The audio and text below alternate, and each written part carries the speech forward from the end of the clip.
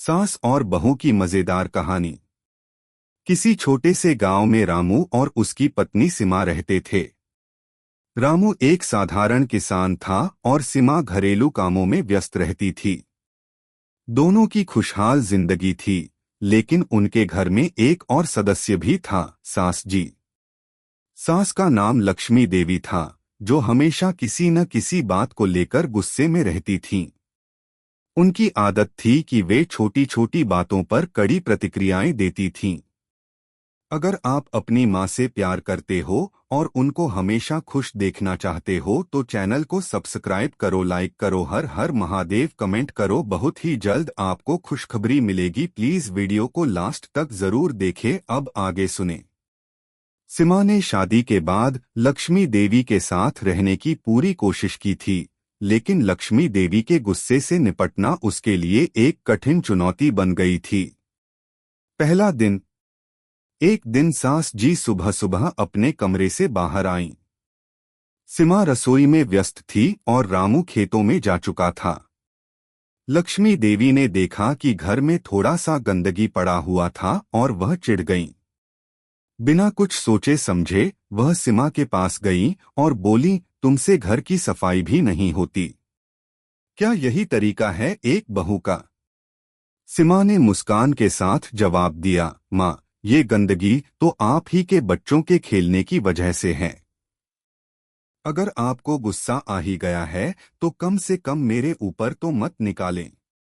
लक्ष्मी देवी ताव में आकर बोली, तुम जैसे लोगों के लिए घर का काम करना आसान होता है, तुम्हें तो बस आराम चाहिए। सीमा ने फिर से अपने तरीके से जवाब दिया, माँ, आराम तो हम सभी को चाहिए, लेकिन यह समझिए कि आराम का असली मतलब होता है सास को सम्मान देना और बहू को स्वच्छता का अवसर देना। लक्ष्मी देवी थोड़ी देर के लिए चुप हो गईं और फिर गुस्से में बड़बड़ाते हुए चली गईं। दूसरी बार की मुलाकात। कुछ दिन बाद सास जी फिर गुस्से में आईं। इस बार कारण था कि सीमा ने रसोई में थोड़ा ज्यादा तेल डाल दिया था और खाना स्वाद में ठीक नहीं बना।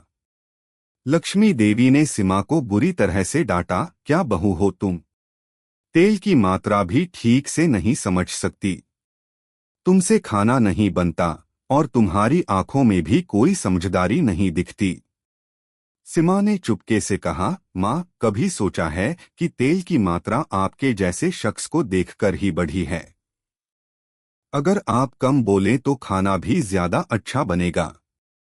लक्ष्मी देवी को इस जवाब से चक्कर सा आ गया, लेकिन उन्होंने फिर भी कुछ नहीं कहा और रसोई से बाहर चली गईं। तीसरी बार की घटना। एक दिन सास जी को घर के आंगन में बिछे हुए कुछ कपड़े दिखे। वह बहुत गुस्से में आ गईं और सीमा से कहने लगीं, तुम इतनी आलसी हो कि कपड़े सही से सूखने नहीं देती, क्या यही बहू का काम है? सीमा मुस्कान के साथ बोली, माँ, अगर हम कपड़े सूखने छोड़ दें तो क्या आप हमें लताओं से लटका देंगी? यह आंगन नहीं बल्कि अपनी उलझन का मैदान है। लक्ष्मी देवी हक्की बक्की रह गईं और फिर गुस्से से चुप हो गईं। सास और बहू की समझ। समय के साथ सीमा ने लक्ष्मी देवी के गुस्से को कम करने के अपने तरीकों को और निखार लिया। वह जानती थी कि सास जी का दिल बहुत अच्छा है, लेकिन उन्हें हमेशा कुछ न कुछ कारण से गुस्सा आता था। सीमा ने यह भी समझा कि सास जी का गुस्सा उनके अंदर छुपे असुरक्षा और अकेलेपन के कारण था। लक्ष्मी देवी को यह महसूस होता था कि वह घर में सबसे कम महत्वपूर्ण हैं और यह भी कि उनकी उम्र के कारण वह कभी कुछ नया सीख नहीं सकती। इसलिए सीमा ने एक दिन उन्हें समझाया, माँ, आप मेरे लिए बहुत महत्वपूर्ण हैं और अगर कभी मैं कुछ गलत कर दूं तो मुझे बताइए, लेकिन यह गुस्से से नहीं, प्यार से। लक्ष्मी देवी को यह बात समझ में आई और उनका गुस्सा धीरे धीरे कम हो गया। वह सीमा के साथ मिलकर घर के काम करने लगीं और धीरे धीरे उनकी रिश्ते में मिठास आने लगी। कहानी का निष्कर्ष। इस कहानी से यह सीखने को मिलता है कि रिश्तों में समझदारी, धैर्य और प्यार बहुत जरूरी होते हैं।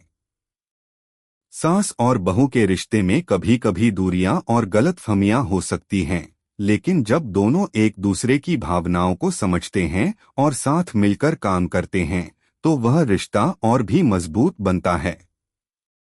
सीमा और लक्ष्मी देवी की कहानी इस बात का प्रतीक है कि गुस्से और चिढ़ के बावजूद अगर हम एक दूसरे के दिलों में जगह बनाएं तो हर समस्या का हल निकल सकता है।